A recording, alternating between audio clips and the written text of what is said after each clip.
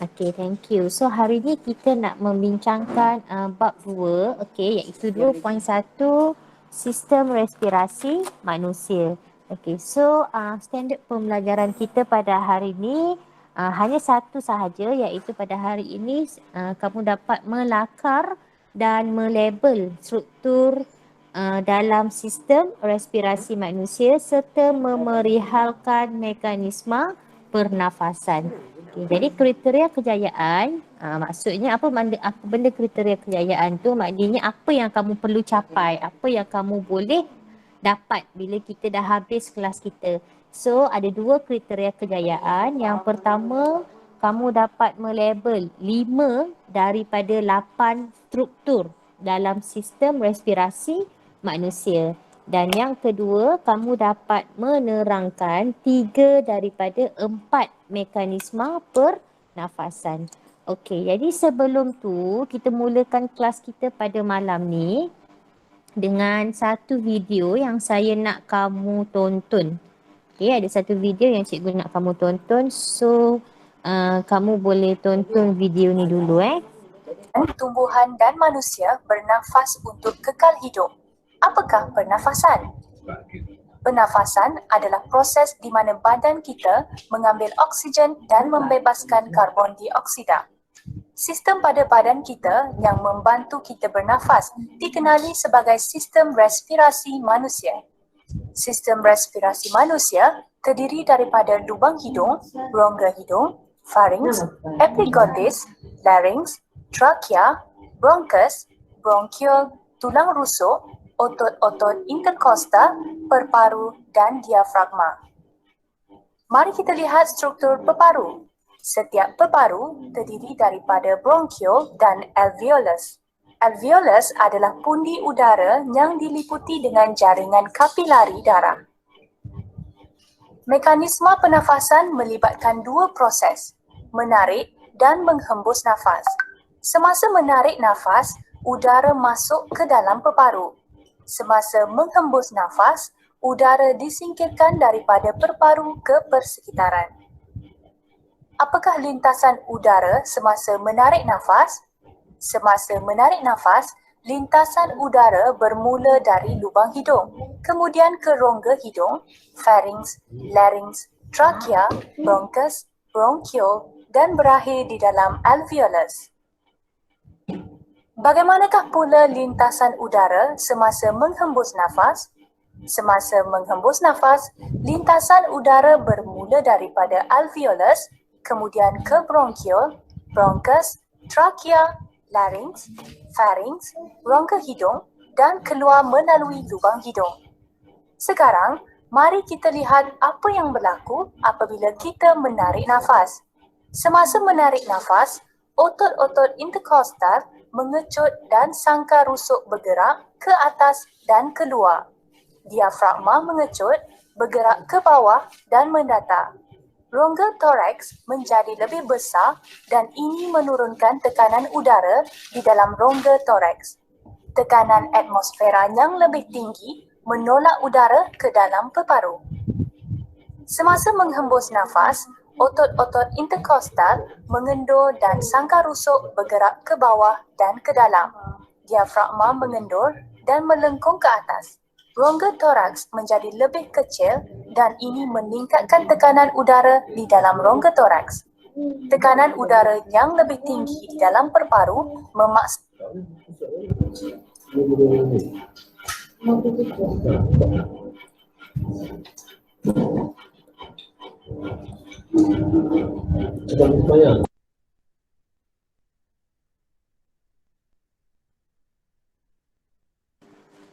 Okay, so tadi adalah video introduction sahaja. So saya harap kamu boleh dengar. Okay, boleh dengar kan tadi?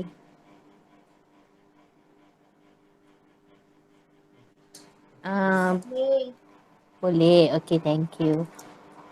Okay, so hari ni itu adalah introduction di mana hari ni kita nak belajar tentang sistem respirasi manusia. So kita boleh rujuk buku teks, cikgu terus guna buku teks sahaja. So kita akan guna buku teks muka surat 46.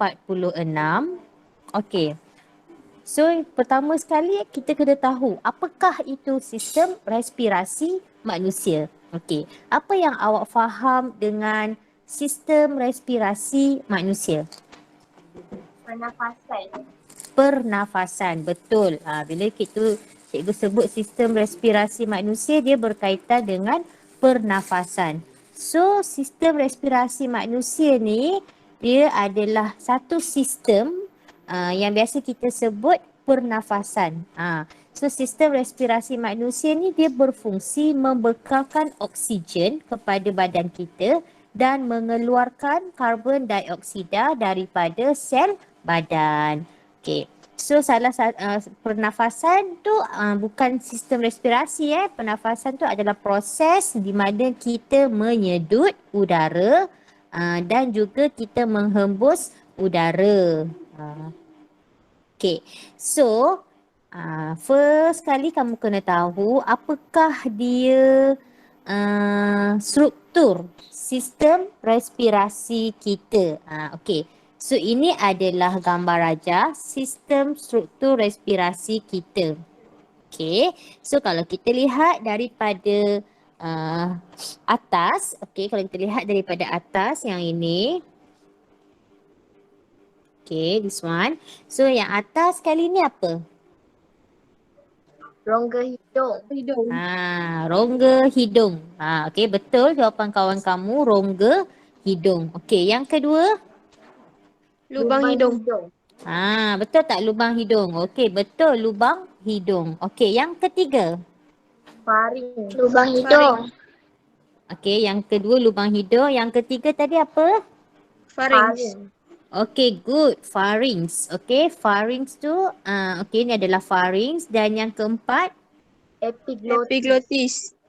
Epiglottis, betul. Epiglottis ni yang mengawal bukaan trakea dan juga bateri tak mengizinkan cikgu. Oh, Afiq kenapa? Bateri habis dah?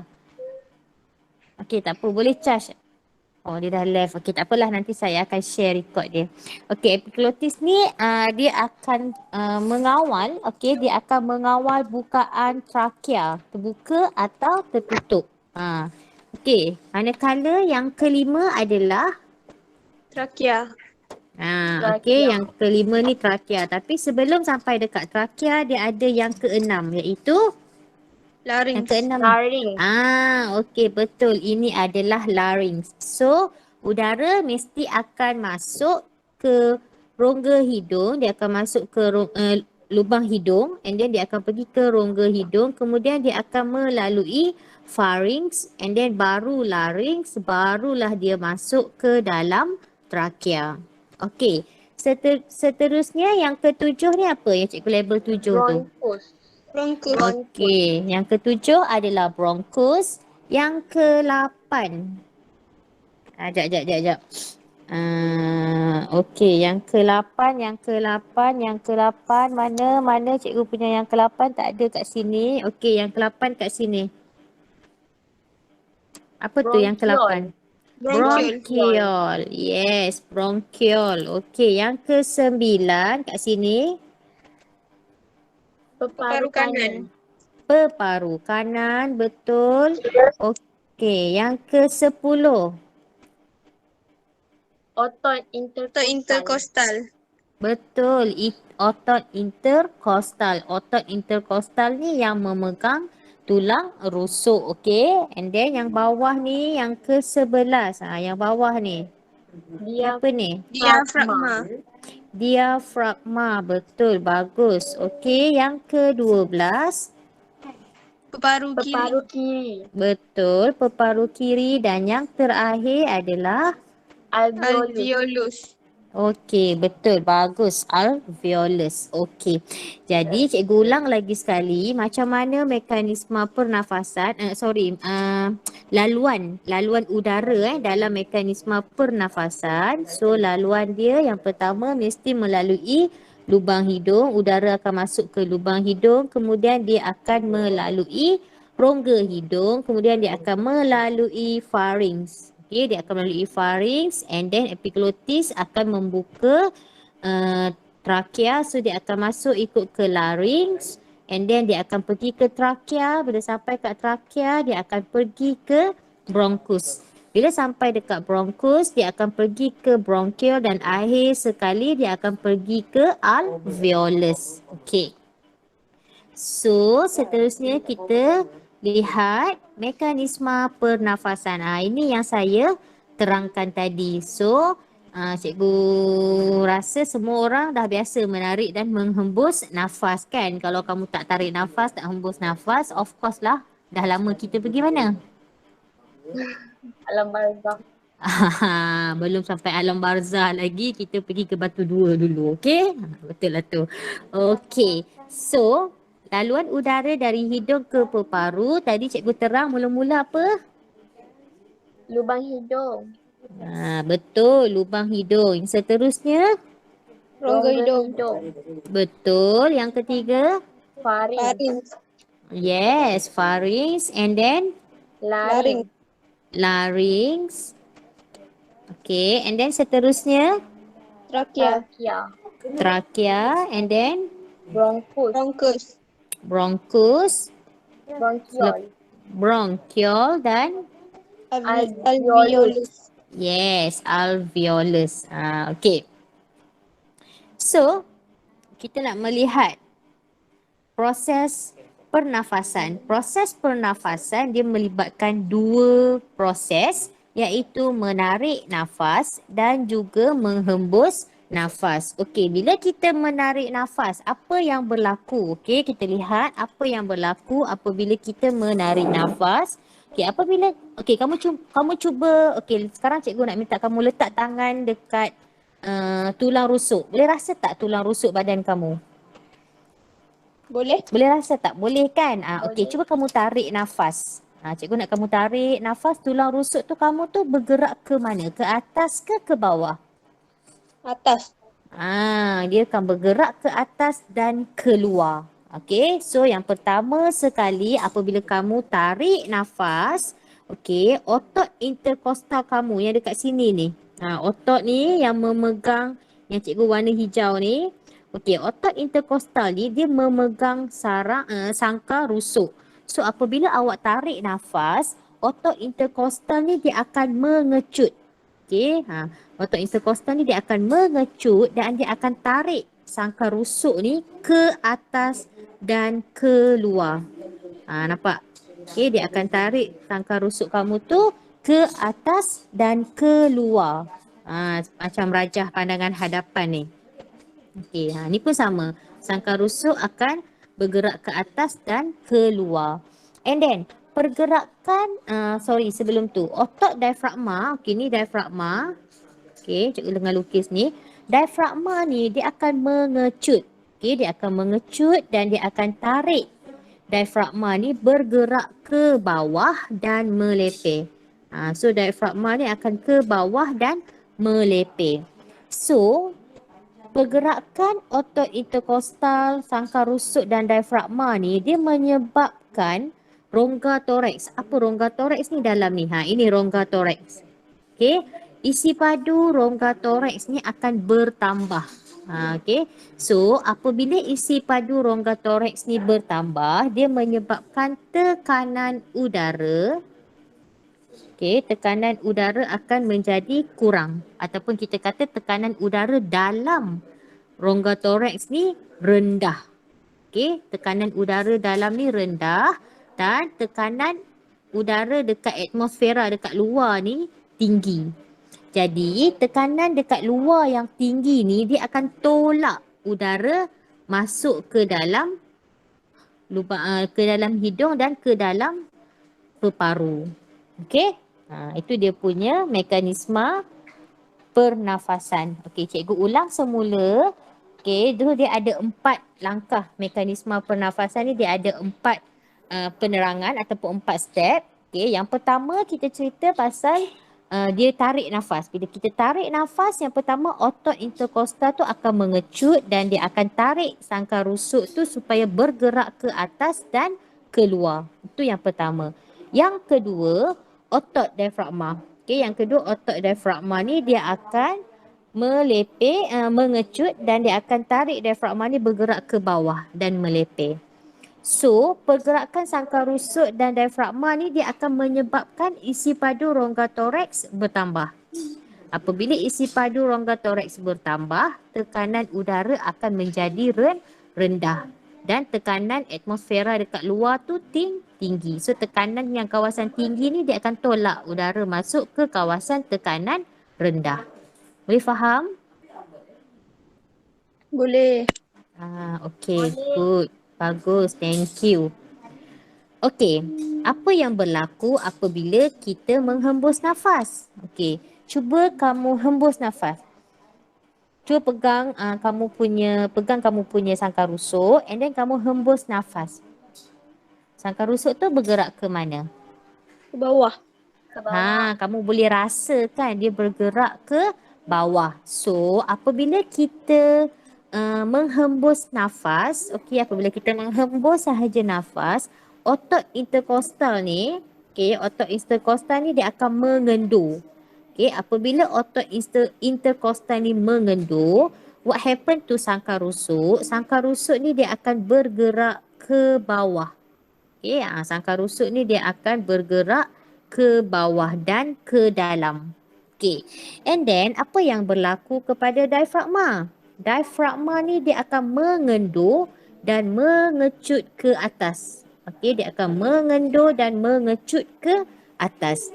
Jadi pergerakan sangkar rusuk dan diafragma ni dia akan menyebabkan rongga toraks yang dalam ni, rongga toraks ni menjadi kecil. Ataupun isi padu rongga toraks ni berkurang. Apabila isi padu berkurang, tekanan dia mesti berlawanan. Jadi isi padu rongga toraks berkurang, tekanan udara dalam rongga toraks akan menjadi tinggi ataupun bertambah.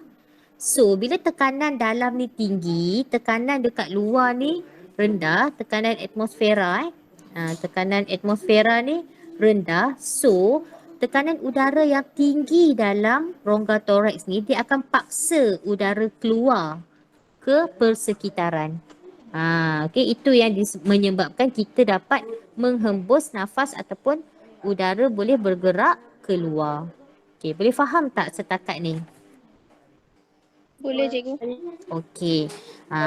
Dalam aktiviti ni, biasanya kalau kat sekolah, saya akan minta pelajar buat sama-sama model. Dekat sini ada satu PBD TP6. Iaitu aktiviti 2.2 di mana biasanya cikgu akan minta murid akan cipta model. Cipta model untuk menunjukkan mekanisme pernafasan. Pernah tak cipta model peparu? Tak pernah, tapi dia guna botol dengan belon kan? Ya, pandai. So apa yang kita guna? Kita guna belon, kita guna botol, kita guna straw. Pernah tengok je cikgu. Pernah tengok? Okey, cikgu tunjuk dekat kamu satu video. Nanti tak payahlah buat malam ni. So mungkin hujung minggu ni kamu boleh buat. And then kamu record video yang kamu buat tu. Make sure kamu punya model tu berfungsi macam video yang saya akan tunjuk ni. Okay, so tunggu sekejap. Cikgu akan tunjuk video tersebut. Okay, ni cikgu akan tunjuk sekejap ya. Okay. So ni adalah langkah-langkah membina model pernafasan. Kejap ya. Okey.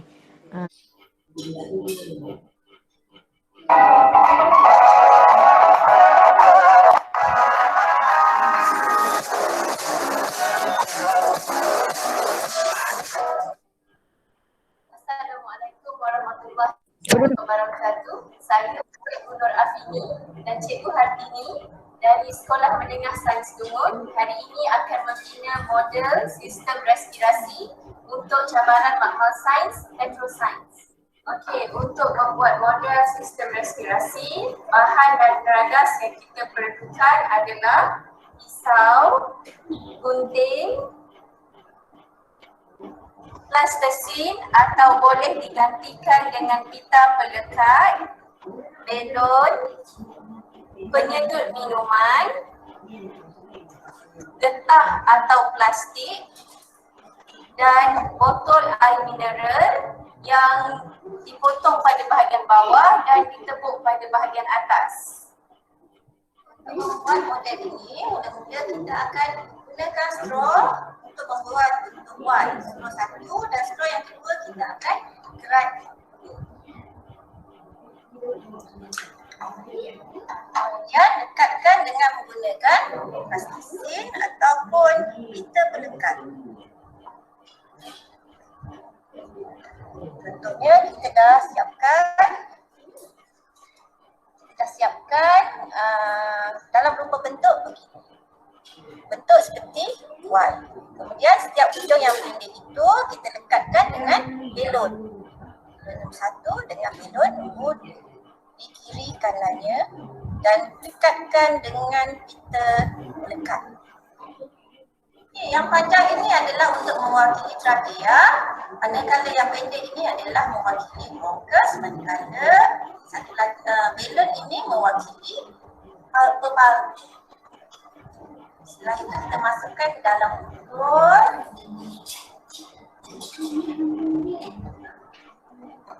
Pastikan ada udara yang masuk ke sini dan kemudian tutupkan dengan getah.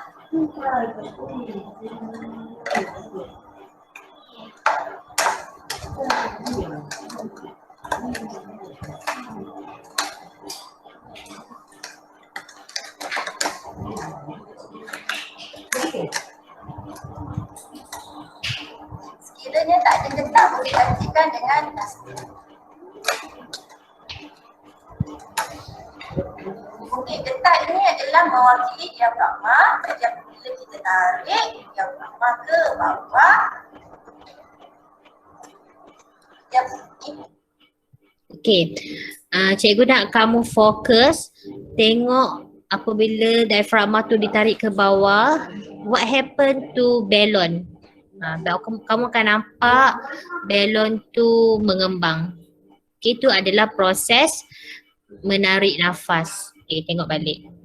Kita dapati balon itu akan mengembang. Dan sekiranya kita tolak ke atas, balon itu akan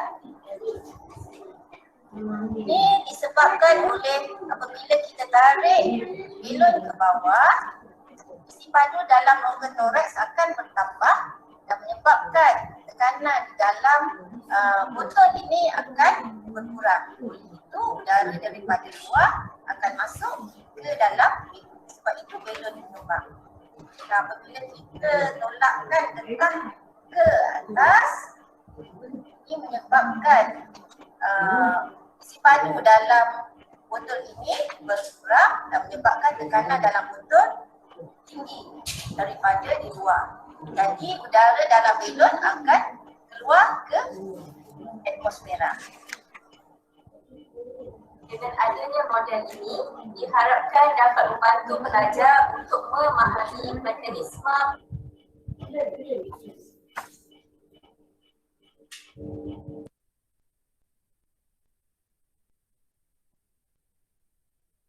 Okey.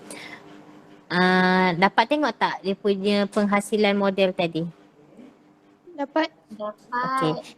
Jangan risau, kejap lagi saya akan share lagi sekali link ini supaya kamu boleh tengok kemudian masa kamu nak buat. Okey. So, salah satu aktiviti nanti esok ataupun cikgu bagi tempoh seminggu lah untuk kamu siapkan model tersebut. Okey, dan bila dah siap nanti snap, cikgu nak minta kamu buat dalam bentuk video ataupun video lah, minta kakak kamu ke parent kamu recordkan kamu punya model balon tersebut, tarik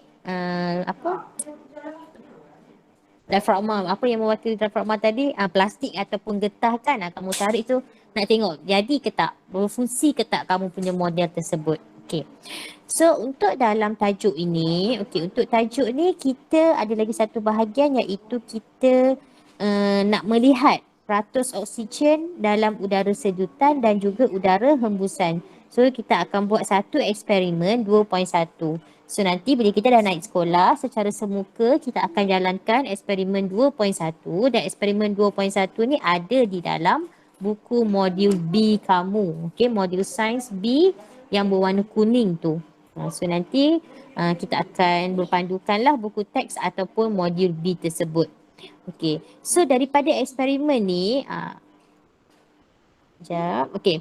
So daripada eksperimen ni kita akan nampak dia ada dua aktiviti lah. Okey, yang pertama dan yang kedua. Yang pertama kita nak melihat peratus komposisi oksigen dalam udara sedutan dan udara hembusan. Manakala yang B ni kita nak lihat kepekatan karbon dioksida dalam udara sedutan dan udara hembusan. Biasanya saya buat untuk A.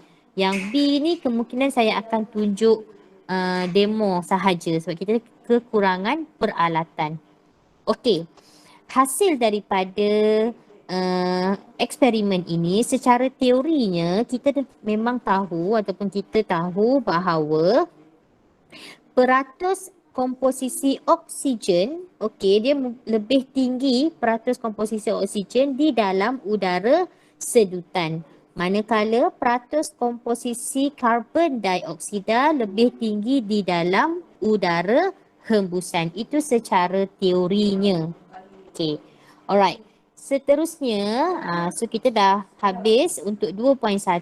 Ada modul tak bersama-sama dengan kamu? Ada tak modul? Okay, boleh ambil modul. Kita buat sama-sama. Boleh. Okay, kita buat sama-sama modul tu.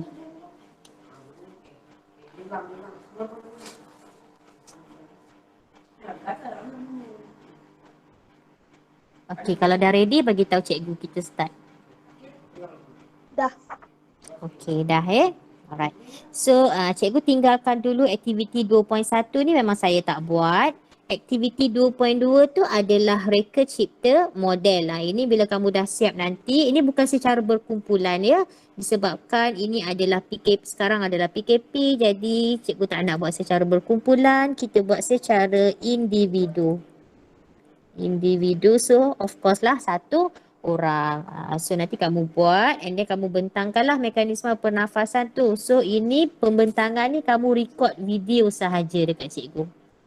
Okay, record video and then nanti kamu hantar dekat saya dan saya akan tanda. Saya akan buat catatan. Bila kamu hantar modul saya akan tick dekat bahagian aktiviti 2.2 dan kamu boleh dapat TP6 untuk PBD kamu. Okay. Alright, seterusnya eksperimen 2.1 kita hold dahulu. Okay, eksperimen 2.1 nanti. Okay, untuk eksperimen 2.1 ni kamu lengkapkanlah hipotesis. Okay, kamu lengkapkan hipotesis, pemboleh ubah, bergerak balas, dimalarkan. Ini tak ada masalah sebab kamu hanya boleh salin daripada buku teks sahaja, muka surat 50 hingga 52. Keputusan kamu biarkan dahulu. Sebab kita tak buat lagi kan eksperimen tu. So tak perlulah kamu nak buat pemerhatian. Perbincangan pun kita hold dahulu. Kita tak buat lagi. Bila dah buat eksperimen nanti baru kita akan bincangkan hasil pemerhatian dia. Okey, yang kedua kamu lengkapkan hipotesis, pemboleh ubah dimanipulasi, bergerak balas dan dimalarkan untuk eksperimen B iaitu kepekatan karbon dioksida dalam udara sedutan dan udara hembusan. So macam biasa keputusan dengan perbincangan kamu biarkan. Okey. So, praktis formatif 2.1. Okey, ini yang saya nak bincangkan malam ini. Kita buat bersama-sama. Okey, soalan nombor 1, lengkapkan carta alih di bawah yang memerihalkan laluan udara semasa menarik nafas. Okey, so ini cikgu ulang je semula. Lubang hidung, rongga hidung, pharynx, larynx, and then A ni adalah? Trakea. Yes, betul. A ni adalah trakea. Okey, A adalah trakea. B? Bronchus. Bronchus, good. C? Bronchiole. Yes, bronchiole. Dan yang akhir sekali adalah alveolus. So pertukaran gas karbon dioksida dan oksigen tu berlaku di alveolus. Nanti kita akan bincang pada tajuk 2.2. Okey, seterusnya. Seterusnya dia suruh kita tandakan right bagi pernyataan yang betul dan pangkah bagi pernyataan yang salah tentang pernafasan. Okey, yang pertama, A, cikgu nak minta Aliana. Aliana ada? Ya, cikgu. Okey, Aliana bacakan pernyataan A kemudian nyatakan jawapan kamu.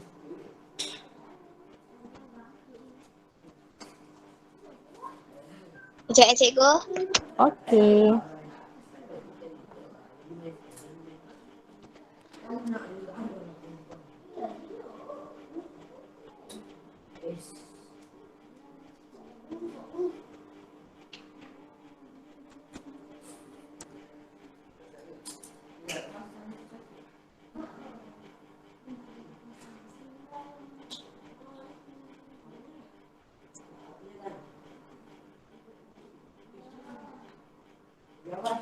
Okey, Aliana ada masalah teknikal. Alright, tak apa Aliana, cikgu tolong bacakan soalan. Okey, yang pertama, 2A. Epiglottis ialah struktur yang membuka atau menutup trakea. Betul ke salah? It's okay Aliana, don't worry. Okey, betul ke salah pernyataan 2A tu? Betul. Betul. Ingat balik. Okey, ni ada dalam buku teks tadi. Okey, cikgu buka sekejap. Okey, ni ada dalam buku teks Info Science. Kalau kamu perasan, okey dekat sini. Okey, cuba kamu tengok. Okey, ini adalah tindakan epiglottis semasa menelan bolus dan bernafas. Okey, bolus tu apa? Siapa tahu bolus tu apa? Okey, bolus tu adalah makanan yang kita cerna. Maksudnya kita makan, kita kunyah-kunyah menjadi pecahan makanan yang kecil. So, makanan yang dah dikunyah tu yang akan masuk ke dalam esophagus, kita panggil dia bolus.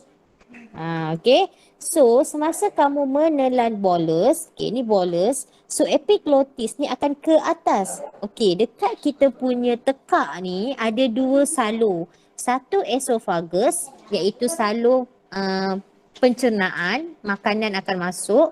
Dan lagi satu adalah trakea. Trakea ni adalah salur pernafasan.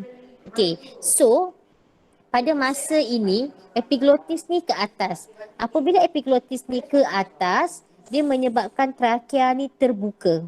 Okey, trakea terbuka. Okey, apabila epiglottis kemudian epiglottis ni akan ke bawah. Okey, pada masa ni, apabila epiglottis ke bawah, trakea tertutup. So, apabila trakea tertutup, esophagus yang akan terbuka. Barulah bolus tu akan masuk ke esophagus. Apa yang terjadi kalau bolus ni masuk ke dalam trakea? Tak boleh bernafas. Tu yang kita jadi tercekik tu kan, tersedak. Tak boleh nak bernafas. Sebab salur pernafasan tu dah dimasuk oleh bolus. Okey. So itu yang berlaku semasa menelan bolus. So apabila epiglottis ke atas, barulah trakea ni akan terbuka. Boleh kontrol tak tindakan ataupun keadaan epiglottis ni? Boleh kontrol tak? Tak. So dia adalah tindakan tidak terkawal, luar kawalan. Betul. Betul, bagus. Okey. So apabila kita bernafas, epiglottis ni akan ke atas. So apabila epiglottis ni ke atas, trakea ni akan terbuka. Barulah kita boleh bernafas. So epiglottis naik ke atas menyebabkan trakea terbuka. Kalau kita baca kat sini, epiglottis jatuh ke bawah dan menutup trakea semasa bolus ditelan masuk ke dalam esophagus. Jadi pernyataan 2A tadi, kita tengok balik soalan kita. Pernyataan 2A tadi betul. Epiglottis ni adalah struktur yang membuka atau menutup trakea. Okey, soalan B. Soalan B, dia kata pertukaran gas di dalam sel badan berlaku pada bronkiol. Betul ke? Bronkiol. Ada siapa boleh jawab? Diana Hidayati boleh tak jawab?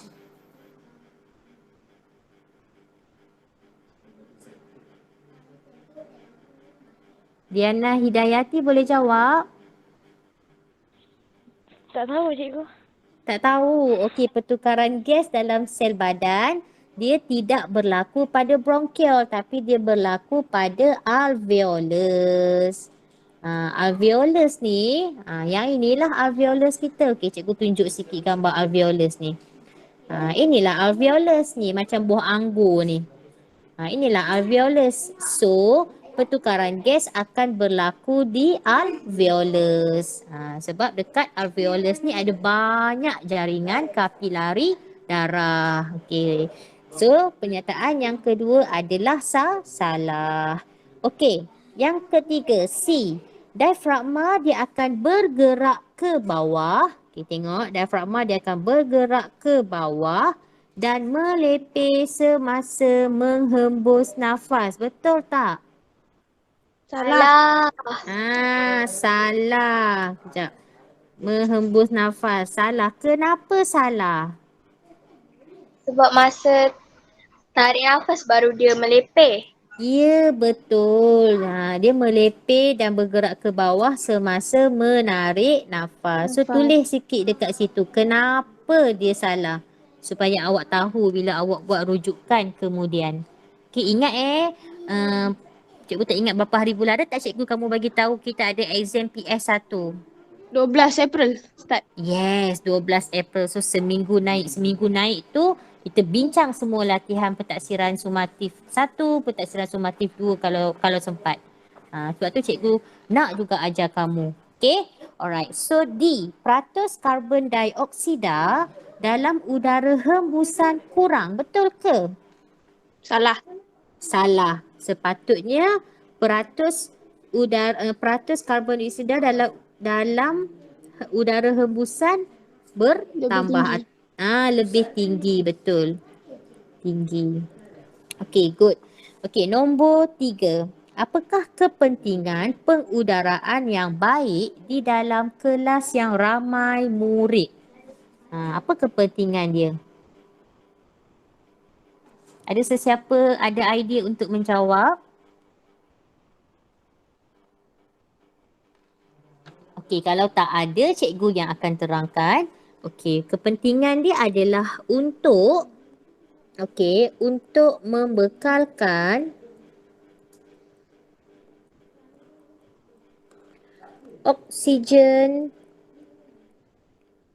yang mencukupi dan menyingkirkan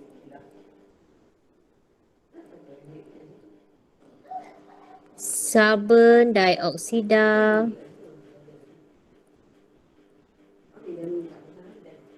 dalam udara. Okey. Itulah dia punya kepentingan pengudaraan yang baik dalam kelas yang ramai murid. Sebab tu kena buka tingkap, kena buka pintu depan belakang di dalam makmal supaya kita nak membekalkan oksigen yang cukup untuk murid yang ramai tu dan kita nak singkirkan karbon dioksida dalam udara dalam kelas. Apa yang terjadi kalau kandungan karbon dioksida tu terlalu banyak di dalam kelas? Dia boleh menyebabkan masalah apa?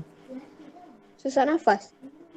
Sesak nafas satu. Lagi satu kita akan rasa tak selesa sebab karbon dioksida ni dia akan memerangkap haba.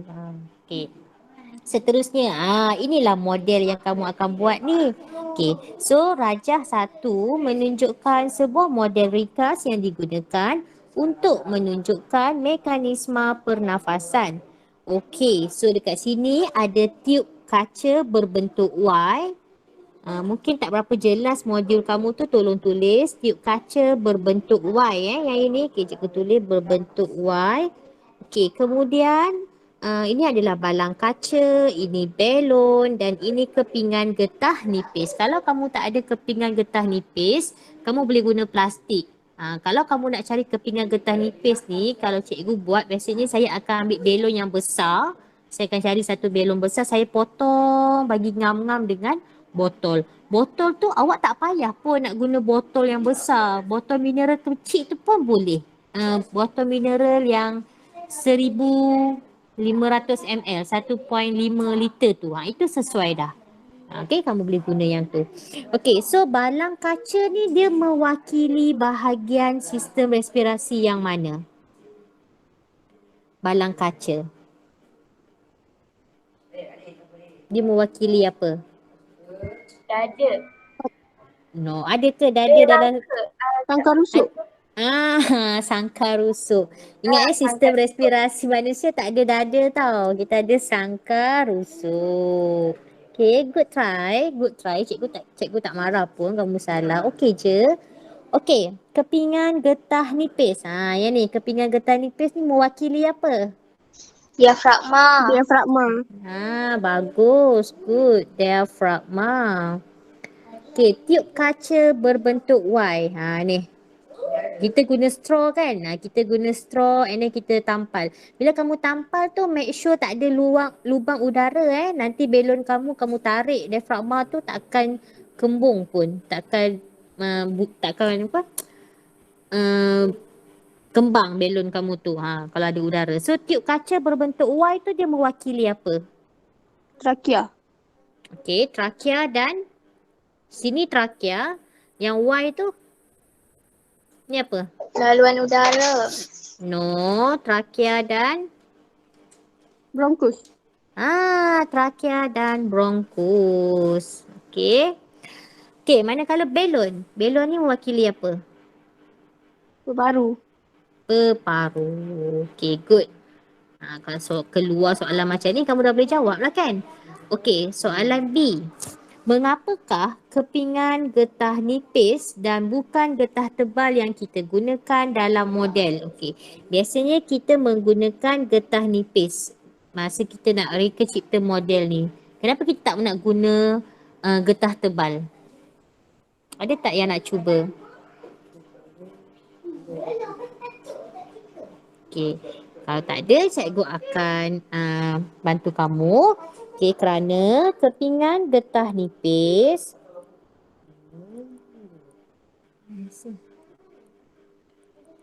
kepingan getah nipis ni dia lebih mudah meregang.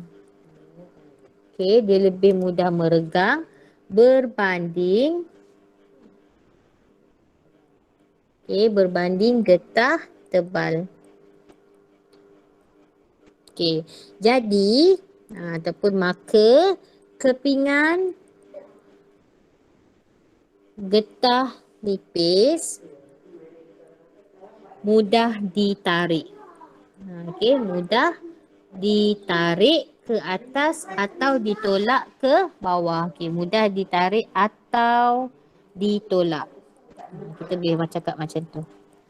Cikgu ulang. Kepingan getah nipis lebih mudah meregang berbanding getah tebal. Maka kepingan getah nipis ni kita mudah ditarik ke bawah ataupun tolak ke atas. Kalau kamu guna getah yang tebal tu, kamu akan jadi susah nak tarik. That's why kita guna kepingan getah nipis. Kalau tak ada kepingan getah nipis, kita boleh menggantikannya dengan plastik.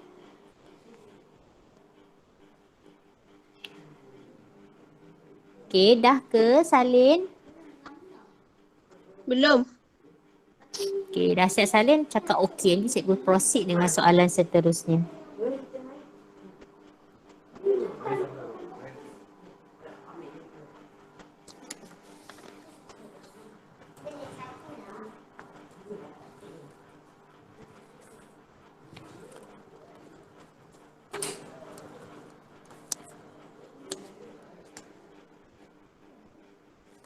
Dah cikgu. Okey. So kita lihat soalan C. Dia minta kita nyatakan proses. Nyatakan proses dalam pernafasan yang ditunjukkan oleh tindakan terhadap keping getah nipis yang berikut. So kalau proses dalam pernafasan ada dua sahaja, sama ada menarik nafas atau menghembus nafas. So kita lihat yang pertama, kepingan getah nipis ditarik ke bawah. So kalau tarik ke bawah tu proses apa? Tarik nafas. Yes, pandai. Menarik nafas. Okay. So, of course lah yang lagi satu ni ditolak ke atas adalah proses hembus nafas.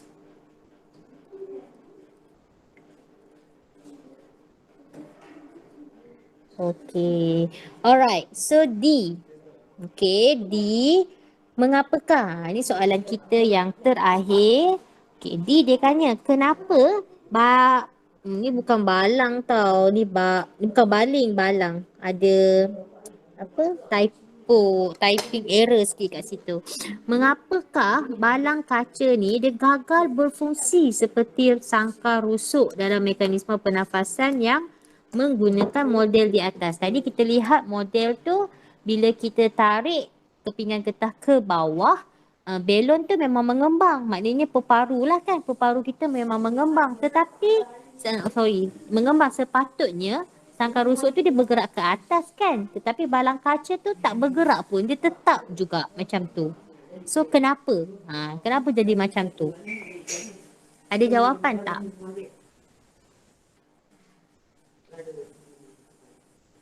Okey, cikgu terangkan lagi sekali. Okey, cikgu boleh berikan jawapan. Okey, so jawapannya kerana struktur dan isi padu. Okey, struktur dan isi padu balang kaca adalah tetap.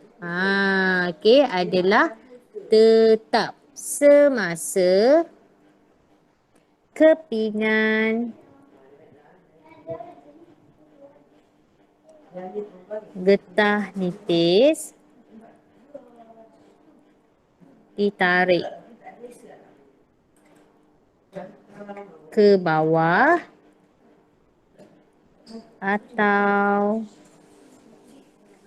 ditolak ke atas. Okey, manakala struktur dan